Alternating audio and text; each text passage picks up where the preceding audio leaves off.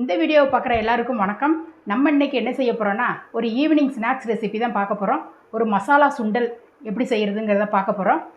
Evening டைமில் டீயோட இந்த மசாலா சுண்டல் சாப்பிடும்போது செம்ம டேஸ்ட்டாக இருக்கும். சுண்டலை நீங்கள் எப்போதுமே ப்ளைனாக தாளிப்பீங்க, மிளகாய் கிள்ளி போட்டு ப்ளைனாக தாளிப்பீங்க. அப்படி தாளிக்கிறத விட இந்த மாதிரி மசாலாலாம் கொஞ்சம் அரைச்சி போட்டு தாளிக்கும் போது இன்னும் செம்ம டேஸ்ட்டாக இருக்கும். அதுவும் ஈவினிங் டைமில் டீயோட அந்த மசாலா சுண்டல் சாப்பிடும்போது அவ்வளோ ஒரு டேஸ்ட்டாக இருக்கும். நல்ல ஹெல்த்தியான ஒரு சுண்டல் எப்படி செய்யலாங்கிறத, என்னென்ன பொருள் போட்டு தாளிக்கலாங்கிறத வாங்க பார்ப்போம்.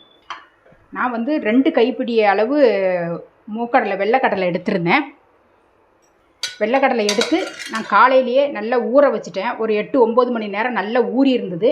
இதை நான் உப்பு போட்டு நல்லா வேக வச்சுட்டேன். இந்த அளவுக்கு நல்லா மசிஞ்சிருச்சு. உப்பு போட்டு நல்லா வெந்து போச்சு. இப்போ அந்த தண்ணியை வடிச்சிட்டு எடுத்துக்கலாம். இப்போ இந்த மசாலா அரைக்கிறதுக்கு என்னென்ன பொருள் போடுறேன்னு பார்க்கலாம். ஒரு 3 காஞ்ச மிளகாய் எடுத்திருக்கேன். நான் அந்த சுண்டலுக்கு ஒரு 2 கைப்பிடி அளவு தான் சுண்டல் எடுத்திருக்கேன். அதனால் நான் 3 காஞ்ச மிளகாய் போடுறேன். நீங்கள் எப்படி சுண்டல் கொண்டக்கடலை எடுக்கிறீங்களோ அதுக்கு தகுந்த மாதிரி நீங்கள் மிளகாய் போட்டுக்கோங்க. நான் 3 காஞ்ச மிளகாய், ஒரு 3 பல் பூண்டு போட்டிருக்கேன். ஒரு அரை ஸ்பூன் ஜீரகம் போடுறேன்.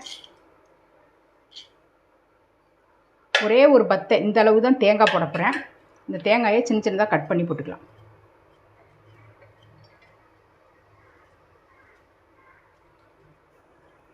இந்த தேங்காய், மிளகாய், பூண்டு, ஜீரகம் போட்டிருக்கேன். இதை தண்ணியே ஊற்றாமல் குறைன்னு அரைச்சி எடுத்துகிட்டு வந்துடலாம்.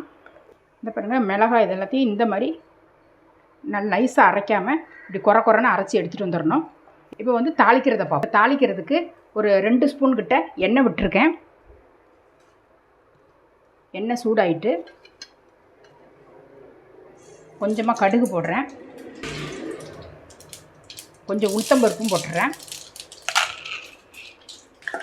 உளுத்தம்பருப்பு இந்த மாதிரி செவந்துருச்சு. இதில் கொஞ்சம் கருவேப்பிலை போட்டுருவோம்.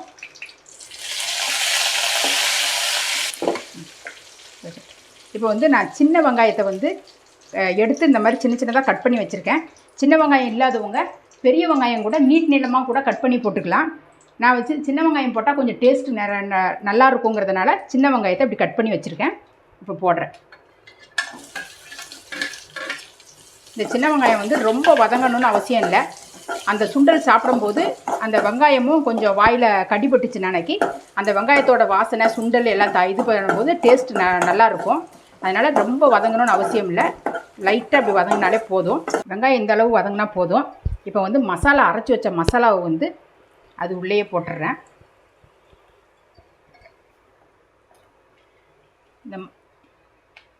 இந்த மசாலாவுக்கு தகுந்த மாதிரி உப்பு கொஞ்சமாக போடுறேன். ஏன்னா ஏற்கனவே சுண்டலில் உப்பு போட்டு தான் தாளித்து வச்சுருக்கேன், உப்பு போட்டு தான் அவிச்சு வச்சுருக்கேன். இப்போ மசாலாக்குள்ளே உப்பு மட்டும் லைட்டாக போட்டிருக்கேன். போட்டுட்டு இந்த மசாலா பச்சை வாசனை லைட்டாக அடங்கட்டும். இப்படி 1 செகண்ட் வதக்கி விட்டாலே போதும். போட்டுட்டு இப்போ சுண்டலை உள்ளே கொட்டிடலாம். உள்ளே கொட்டிட்டு நல்லா அடியிலேருந்து நல்லா சுண்டலில் எல்லாம் மசாலாலாம் படுற மாதிரி நல்லா மிக்ஸ் பண்ணி விடுங்க. இதில் கொஞ்சோண்டு பெருங்காயம் போடுறேன். உங்களுக்கு டேஸ்ட்டுக்கு தகுந்த மாதிரி போட்டுக்கோங்க கொஞ்சம் பெருங்காயம்.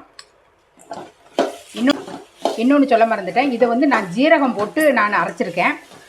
பெருஞ்சீரகம் வாசனை சோம்பு, அதாவது சோம்பு வாசனை பிடிக்கிறவங்க அந்த சோம்பு போட்டு கூட அரைச்சி, சோம்பும் தேங்காய், பச்சை மிளகாய், காஞ்ச மிளகாய், பூண்டு போட்டு கூட அரைச்சி நீங்கள் செய்கிறா இருந்தால் செய்யலாம்.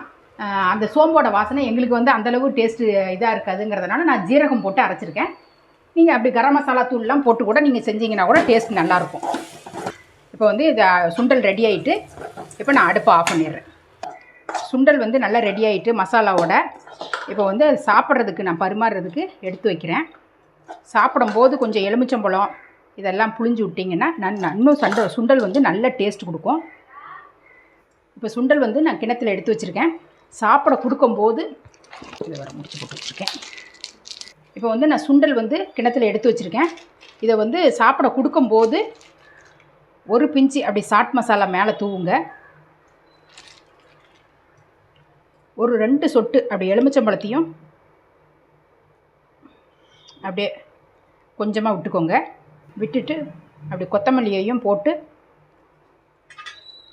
அப்படி ஒரு ஸ்பூனையும் போட்டு கொடுத்துட்டிங்கன்னா நல்லா அப்படி கலந்துட்டு சாப்பிடும்போது செம்ம டேஸ்ட்டாக இருக்கும். அந்த சாட் மசாலாவோட வாசனை இதோட நல்லா சாப்பிடும்போது நல்லா காரம், அந்த எலுமிச்சம்பழத்தில் உள்ள புளிப்பு எல்லாமே கலந்து சாப்பிடும்போது இதே மாதிரி இந்த எலுமிச்சம்பழம் எல்லாம் புழிஞ்சு ஊற்றி சாப்பிடும்போது அந்த எலுமிச்சம்பழத்தை புழிஞ்சு ஊற்றிக்கோங்க.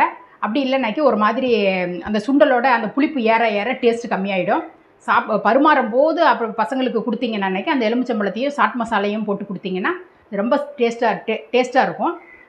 இந்த மாதிரி நீங்களும் உங்கள் வீட்டில் செஞ்சு பசங்களுக்கு கொடுத்து பார்த்துட்டு நீங்களே எப்படி இருந்ததுங்கிறத கமெண்டில் சொல்லுங்கள். இதே மாதிரி அடுத்து ஒரு சூப்பரான ஒரு வீடியோவில் நான் உங்களை சந்திக்கிறேன். நன்றி, வணக்கம்.